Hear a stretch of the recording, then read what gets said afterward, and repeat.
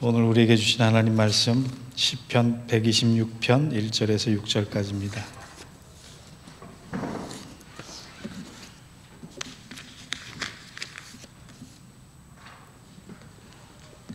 한 절씩 교독하겠습니다. 여호와께서 시온의 포로를 돌려보내실 때에 우리는 꿈꾸는 것 같았도다. 그때 우리 입에는 웃음이 가득하고 우리 혀에는 찬양이 차서도 나라 말하기를 여호와께서 그들을 위하여 큰 일을 행하셨다 하였도다. 여호와께서 우리를 위하여 큰 일을 행하셨으니 우리는 기쁘도다. 여호와여 우리의 포로를 남방 시내들같이 돌려보내소서. 눈물을 흘리며 씨를 뿌리는 자는 기쁨으로 거두리로다. 울며 씨를 뿌리러 나가는 자는 반드시 기쁨으로 그 곡식의 단을 가지고 돌아오리이다. 아멘.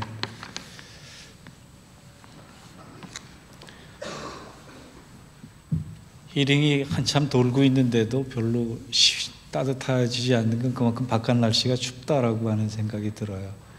추운 날씨 가운데 여러분 건강할 수 있도록 서로 위해서 기도했으면 좋겠습니다. 친교 시간이 되면 목사로서 한 가지 고민이 생깁니다. 밥을 먹을 때 아무도 제 옆에 와서 앉으려고 하지 않는 물론 제가 찾아가면 기뻐한다 그러면 찾아가겠습니다만 찾아가는 것도 별로 반가워하지 않을 것 같아서 그 이유가 무엇일까 생각을 해봤습니다. 그 이유는 목사 옆에 앉으면 별로 웃을 일이 없다 생각하시는 것 같아요.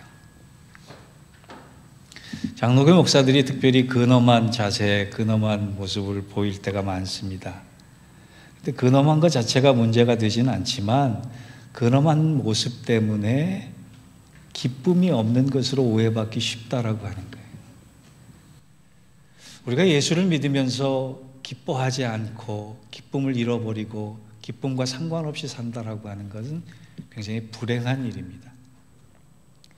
그러나 하나님을 믿는 기쁨 가운데 거한다라고 하는 것은 말로 형용할 수 없는 축복인 것입니다.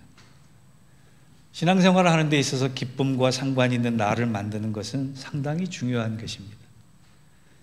신약 성경에서도 기쁨에 대한 언급은 차고 넘칩니다. 구약 성경에는 별로 기쁨에 대한 언급이 없는데 반해서 신약 성경은 기쁨에 대해서 무려 326회나 언급하고 있어요. 그만큼 기쁨이 중요하기 때문에 그렇습니다. 기쁨을 사전적인 정의로 찾아보면 즐거운 마음이나 느낌, 감정이라 이렇게 정의를 합니다. 그런데 기독교에서 얘기하는 기쁨은 그것과는 다른 기쁨이에요. 즐거운 마음이나 느낌이나 감정을 가지고 내가 누리는 기쁨은 세상적인 기쁨일 수 있지만 하나님 안에서의 기쁨은 은혜의 증거다라고. 내가 은혜를 받으면 기뻐할 수밖에 없고 기뻐할 수밖에 없으면 은혜는 지속된다라고 하는 거예요. 내가 은혜 안에 있기 때문에 기쁨을 소유할 수 있고 그 기쁨은 세상이 주는 기쁨과 같지 않기 때문에 환경을 넘어서고 현실을 초월하고 고난을 두려워하지 않을 수 있는 기쁨이 된다라고 하는 겁니다. 연초부터 우리는 기쁨의 공동체, 행복한 공동체, 하나된 공동체에 대해서 말씀을 나누고 있습니다.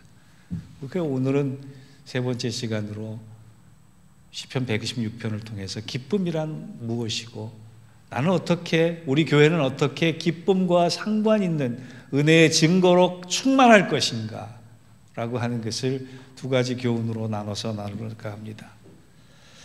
첫째, 여러분 기쁨을 가지고 싶으시죠? 그렇다면 나를 주목하지 마시고 하나님의 역사를 주목하시기 바랍니다. 나를 주목하면 절망밖에 없고 나를 주목하면 실망밖에 없고 나를 주목하면 좌절밖에 없지만 하나님의 역사를 주목하면 주목할수록 그 기쁨은 커진다라고요. 한국인 대부분이 가지고 있는 질병 중에 하나가 카페인 중독증, 카페인 결핍증이라 그럽니다. 커피를 먹어도 모자라는 뜻이 아니라 카카오톡, 페이스북, 인스타그램을 해도 부족해서 목마르기 때문에 그렇다는 거예요.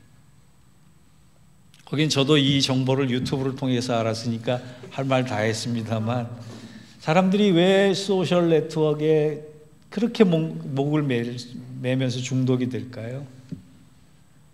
행여나 그 안에 행복과 기쁨을 찾을 수 있을까라고 하는 바람 때문에 그렇습니다. 내가 내 모습을 이렇게 자랑하면 나는 행복한 사람이다라고 하는 게 소개될까 봐 그렇게 하는 것이라고 생각을 합니다. 다 좋아요. 근데 그건 세상적인 기쁨이에요. 일회적이고 유한적이고 조건적인 기쁨이에요. 근데 오늘 1, 2절을 보십시오. 시편 기자가 왜 그렇게 현실과 상관없는 대단한 기쁨을 누릴 수 있었는가? 1절과 2절을 한번 보겠습니다. 여호와께서 시온의 포로를 돌려보내실 때 우리는 꿈꾸는 것 같았도다. 그때 우리 입에는 웃음이 가득하고 우리 혀에는 찬양이 찼었도다. 그때 문나라 가운데 말하기를 여호와께서 그들을 위하여 큰 일을 행하셨다 하였도다. 여러분 1절과 2절을 읽는 것만으로도 기쁨이 넘치지 않습니까? 찬양이 절로 나오지 않습니까? 얼마나 좋았는지 꿈꾸는 것 같았도다라고 할 정도의 고백을 하는 그 이유는 내 소원이 이루어졌기 때문이 아니라, 그토록 간절한 바람이 성취되었기 때문이 아니라 하나님께서 행하신 것을 보았기 때문이라는 거예요. 시편 126편은 이스라엘 백성들이 바벨론의 포로로 끌려갔다가 온갖 고초를 다 겪은 다음에 마침내 조국으로 돌아오는 기쁨을 노래한 내용이에요. 바벨론이라고 하는 나라가 이스라엘을 침략을 해서 이스라엘을 세 차례에 걸쳐서 포로를 잡아가고 멸망시키는 데는 주전 606년부터 주전 586년 정도까지 일어난 일입니다. 많은 젊은이들이 포로로 잡혀갔고 많은 어린아이들이 가서 노동력 착취를 당했고 조국을 잃어버리고 조국이 멸망당하는 그 상황에서 저들은 얼마나 슬퍼했을까요? 그러다가 70년 후쯤에 주전 536년경에 약 4만 9천 명의 사람들이 바벨론을 멸망시킨 페르시아의 고레스 왕의 명령에 따라서 1차는 수룹바벨, 2차는 에스라, 3차는 느헤미야의 인도로 이스라엘로 귀환을 했습니다.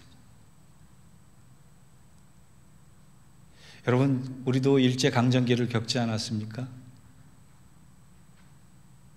나라에 이른 소름이 얼마나 컸겠어요. 나라를 되찾고 싶은 열망이 얼마나 컸겠어요. 그 포로 기간 동안에 그들은 간절히 바벨론으로부터 해방되는 기쁨을 가지기 위해서 그토록 노래하고 기도하고 고백했다고요. 그 대표적인 시가 시편 137편입니다. 제가 읽어드릴 테니까 얼마나 간절한 마음이 한이 맺힌 기도문인지 한번 느껴보시기 바랍니다. 우리가 바벨론의 여러 강변 거기에 앉아서 시온을 기억하며 울었도다. 그 중에 버드나무에 우리가 우리의 수금을 걸었나니 우리가 이방 땅에서 어찌 여호와의 노래를 부를까? 중간을 생략하고 여호와여 예루살렘이 멸망하던 날을 기억하시고 에돔 자손을 치소서. 멸망한 딸 바벨론아, 내가 우리에게 행한 대로 내게 갚는 자가 복이 있으리로다. 내 어린 것들을 바위에 메어치는 자는 복이 있으리로다. 여러분, 저들이 그렇게 간절하게 울면서 탄식하면서 소원하고 있던 것은 하나님, 우리를 버리지 마시고 우리 나라를 다시금 되찾게 해 주옵소서. 내가 고향 땅에 가서 죽을 수 있도록 나의 걸음을 인도해 주옵소서. 여기서는 울 수도 없고 눈물을 흘릴 수도 없는 답답한 현실밖에는 없습니다 라고 한이 맺혀 펑펑 울면서 탄식하고 부르짖은 모습이 그대로 느껴집니다. 그 정도로 간절히 바랬던 소원이 70년 후에 이루어졌어요. 여러분이라면 어떤 기쁨을 느끼겠습니까? 이렇게 기도했더니, 이렇게 소원했더니, 이렇게 바랬더니, 이렇게 기도했더니 하나님이 그 기도를 들으시고 응답하셨어라고 생각부터 하실 수밖에 없지 않겠습니까? 그런데 중요한 것은 시편 126편의 시인은 고레스 왕이 시온의 포로를 돌려보낼 때라고 얘기하지도 않았고, 나의 기도가 양이 차서 하나님이 응답하셨다라고도 얘기하지 않고, 하나님께서 여호와께서 시온의 포로를 돌려보내실 때라고 고백하고 있었다는 거예요. 다른 말로 하면 그는 하나님의 행적, 하나님의 행하심을 주목하고 있었다라고 해요. 사랑하는 성도 여러분, 우리가 기쁨을 가지길 원하십니까? 그렇다면 나를 주목하지 않고 하나님의 행하심을 주목할 수 있는 여러분 되시기를 바랍니다. 그럴 때 기쁠 수 있는 거예요. 마찬가지로 우리 교회도 마찬가지입니다. 우리 교회가 기뻐해야 될 이유도 내 소원이나 내 의지가 내 뜻이 관철돼서가 아니라 하나님이 행하시는 교회가 될 때 정말로 기쁨을 누릴 수 있는 것이, 하나님이 원하시는 교회를 주목한다라고 하는 것은 얼마나 행복한 일입니까? 하나님이 꿈꾸시는 교회를 만들어 간다라고 하는 것은 얼마나 가치 있는 일입니까? 오늘 일부 예배 시간에 그런 얘기를 했어요. 가끔은 이 교회가, 이 건물이 우리 것이 됐으면 좋겠다라고 얘기를 했더니 반대하시는 분들이 계시더라고요. 새빵살이가 편하다고.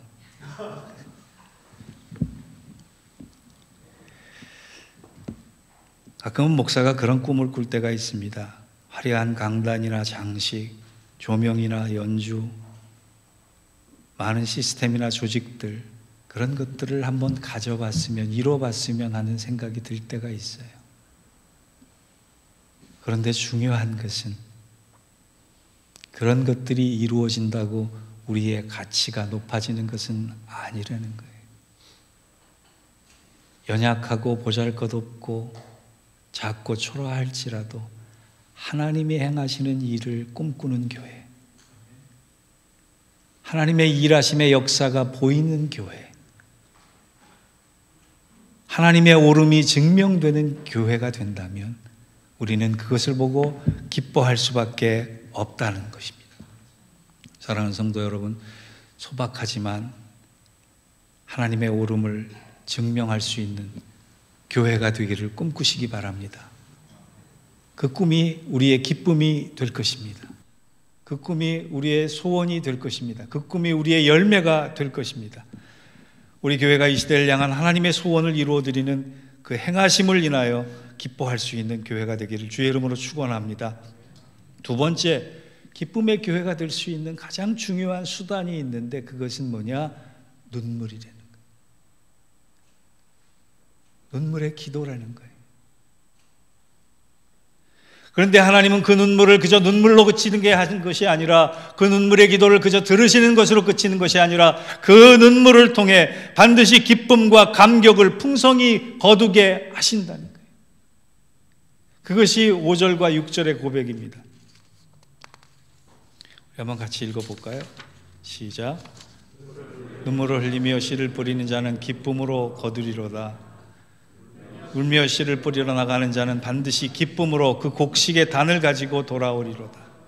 여러분, 우리는 자칫 잘못하면 기쁨으로 거두리로다, 정령 기쁨으로 그 단을 가지고 돌아오리로다 라고 하는 말씀에 내가 주목할 때가 얼마나 많은지 몰라요.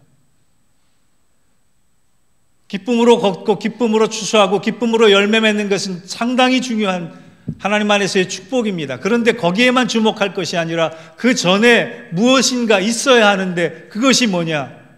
눈물을 흘리며 씨를 뿌리는 자가 되어야 된다라고 하는 것. 왜 눈물인지 아세요? 기쁨으로 거두기까지가 그 쉬운 일이 아니기 때문에 그렇습니다. 교회가 교회다워지는 것이 쉬운 일이 아니기 때문에 그렇습니다. 성도가 성도다워지는 것이 쉬운 일이 아니기 때문에 그렇습니다. 그러나 그 눈물은 언젠가는 하나님이 거두게 해주심을 믿고 흘릴 때 의미가 있는 것입니다. 기독교의 기쁨은 그냥 기쁨이 아니라 눈물을 통과한 기쁨임을 믿으시기 바랍니다. 그럴 때 하나님은 그 단을 통하여서 기쁨으로 가지고 돌아올 수 있겠다 말씀해 주십니다. 제가 묵상글을 적어서 보내는 곳이 있어요. 묵상글을 보냈는데 한국에 계신 분들, 예전에 성도들 같이 성경 공부했던 교회 생활했던 분들과 같이 보내기도 하는데 한 분이 답글을 보내셨어요. 어떤 묵상글에 대해서. 목사님, 저희 소그룹이, 저희 구역이 한 가족을 이루는데 무려 12년을 걸렸습니다. 이제서야 믿음의 한 가족 된 기분입니다. 그러기까지 참 많은 눈물을 흘렸습니다. 라고 고백을 해오시더라고요. 여러분, 우리가 늘 하나 된 것 같지요? 그저 교회가 모이면 사랑할 것 같지요? 함께하는 자리는 언제나 행복할 것 같지요? 아닙니다. 조건 없이 만나서 기뻐할 수 있는 그 친밀하고도 사랑스러운 깊은 은혜의 관계가 되기까지는 12년이라고 하는 세월도 작은 세월일 수 있어요.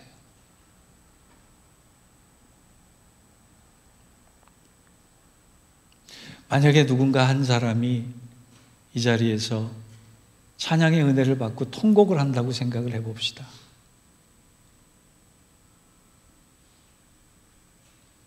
통곡이 커서 울음이 주체할 수 없는 정도의 큰 소리가 됐다라고 생각을 해봅시다. 여러분, 제일 먼저 드는 마음이 어떤 마음이겠어요? 예배 방해되게 조용히 좀 하지.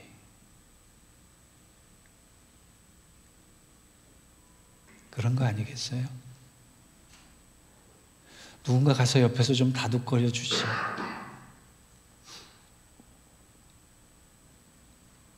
그런 마음 아니겠어요? 그런데 누가